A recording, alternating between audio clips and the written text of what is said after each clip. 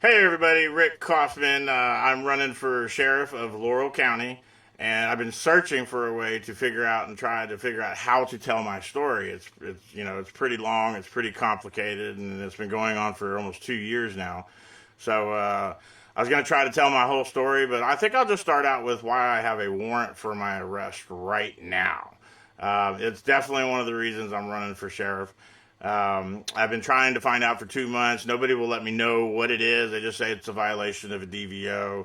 It seems pretty odd that they want to come arrest you, but they won't tell you why until after they arrest you and throw you in jail. And my original EPO, I couldn't even figure out what it was till a few minutes right before court. So I don't think that's by accident. I think that's by design. But either way, I got a lady at the clerk's office to read me. At least, why don't we just start and get into exactly why I have a warrant for my arrest. Are y'all ready for this? It says petitioner will respectfully request the forthwith arrest based on respondent's escalating, repeated, and willful violations of the domestic violence order currently protecting petitioner.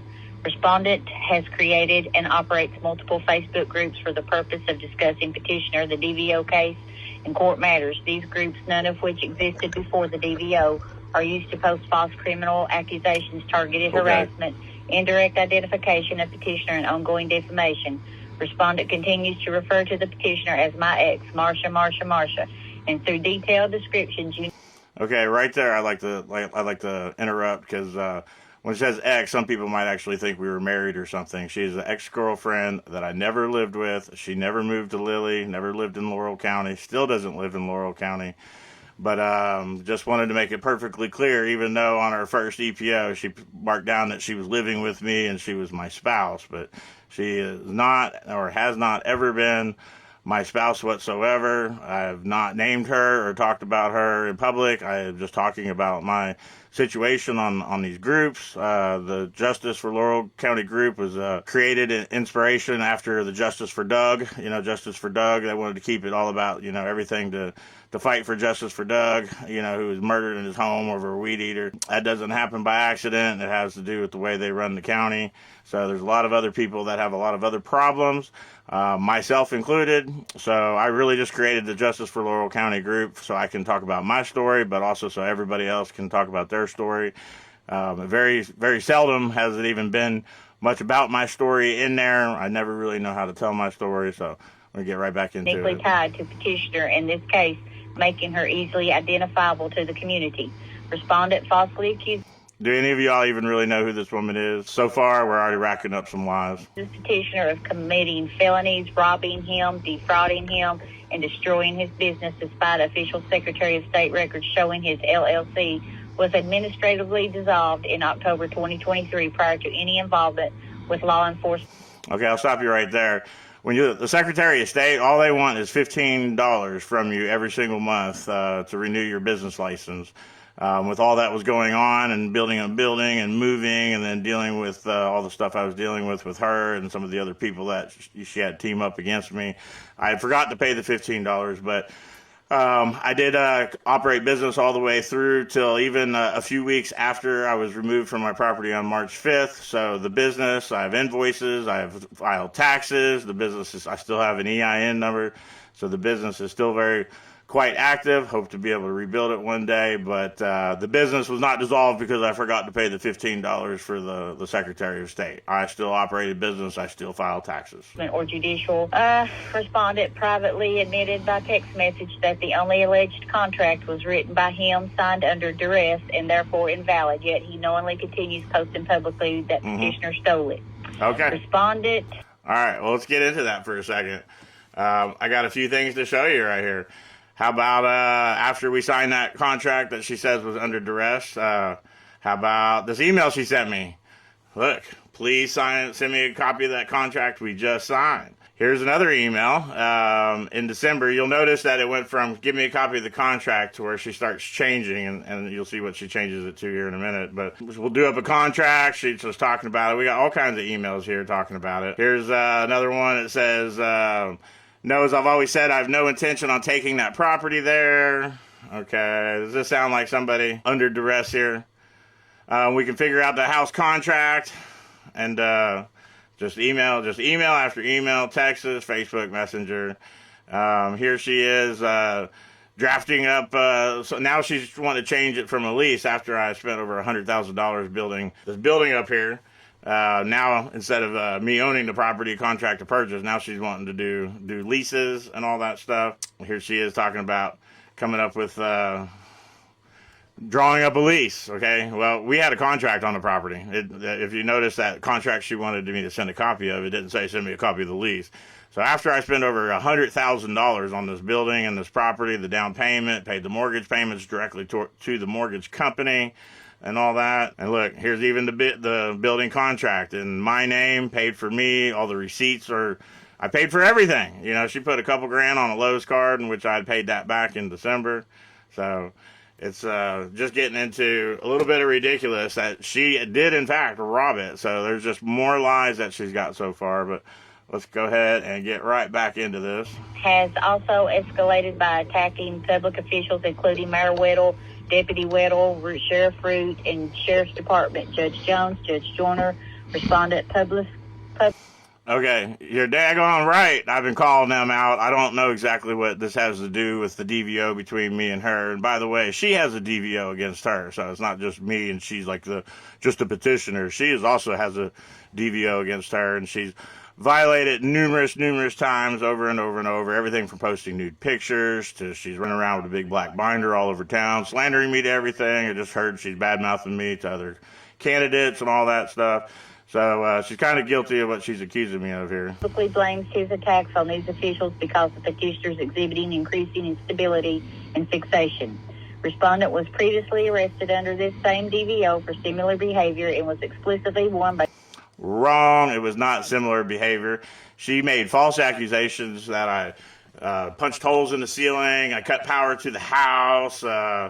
You know, in previous EPO, she said I sicked my dogs on her. You know, she said all kinds of, literally just lie after lie after lie after lie. There's very, very few things that this woman has said that's actually true. Judge Jones to stop posting. Despite this... Oh, okay. Judge Jones never said anything about stop posting because I was falsely arrested for the holes in the ceiling and all that stuff. And then she was arrested because as soon as I got out of jail, I went and posted, or I did a writ of arrest on her for violating by making false claims. She was arrested too. Might have seen her mugshot around. Not that I've posted it, but you know, she's definitely sharing my mugshots out there with everybody. Judge Jones, that arrest had absolutely nothing to do with Facebook posts. The group wasn't available then. It was, you know, I was just talking about my situation in court, and thank God for the First Amendment right, because I'm allowed to do that. His conduct has escalated, and he recently moved back into Laurel County, now residing at the property of a follower who also has harassed petitioner online. This new proximity has significantly increased petitioner's fear and anxiety. Okay, proximity, she still lives 2 hours away. The only time she comes into Laurel County, from what I understand, is just to run her mouth and badmouth me, which would, if you hear her out there doing that, that's a violation of the DVO. Please let me know. Given respondents' ongoing violations, defiance of warnings, prior arrests, and escalating hostility, petitioner respectfully requests that this court issue a forthwith order of arrest and schedule a show cause hearing. I am the petitioner in this matter and protected party under the current domestic violence order issued against the respondent, Charles Richard Kaufman. Respondent has previously been arrested for violating this same DVO and was explicitly warned by Judge Jones at open court that any further harassment, intimidation, indirect contact, or online misconduct directed toward me would result in additional consequences. Okay, she is just flat out lying. Again, it was, she made false claims that I did damage to the house that I paid for, broke windows, did this, did that, kicked the door in, did all this damage, including damage that her cohorts, when they broke into my building, she's trying to get me for the damage that they did as well. So this is just perjury, lie after lie. Is it illegal to lie to have somebody arrested? I don't know. Despite this clear judicial warning, respondent has resumed and significantly escalated the same behavior, now at a level far more aggressive, extensive, and alarming than before. After recently returning to Laurel County, respondent began residing with Bonnie White, who has become an active participant in his ongoing harassment. She's bringing Bonnie White in it, of which she constantly is making fun of and harassing and bullying, just like a lot of the mayor's people, of course. Now she got a problem with Bonnie. She even sent Bonnie a cease and desist letter. So she's sending cease and desist letters to people that I live with. She's violating the DVO like 50 times here, and I've never violated it one time. I have every right to talk about my case. His return, respondent has dramatically expanded his online attacks against me through multiple Facebook groups he created or revived, including Justice for Laurel County, London, Justice for Knox County. Okay. Justice for Laurel County, I did originally create it to talk about my situation, and it has grown into be a big, powerful source for accountability and transparency, and for people to call people out and all people to post in there without getting attacked, because we kick people out for attacking and all that stuff. Now, the Knox County, that would be Deputy Austin Weddle, I guess now works for the Corbin Police Department, so that's another lie. I don't post anything about my situation on there. I created that one for just because Deputy Weddle, Austin Weddle's in Corbin, and that boy does not know anything about law. So be careful in Corbin, because that man does not know a thing about law, and it's a shame that he's actually hired to enforce the law. Justice for Wayne County, Monticello. Oh, okay. Oh, I created the Justice for Wayne County. Anybody want to take a guess why I created the Justice for Wayne County?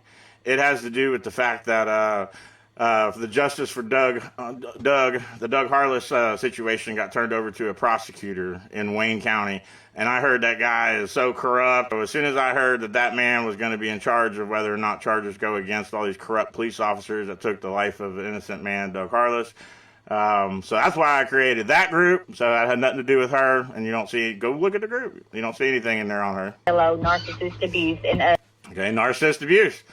Well, a few months after all this stuff happened, I realized that I was a victim of being abused by somebody that has a bunch of characteristics and traits, and they do the same things that covert narcissists do.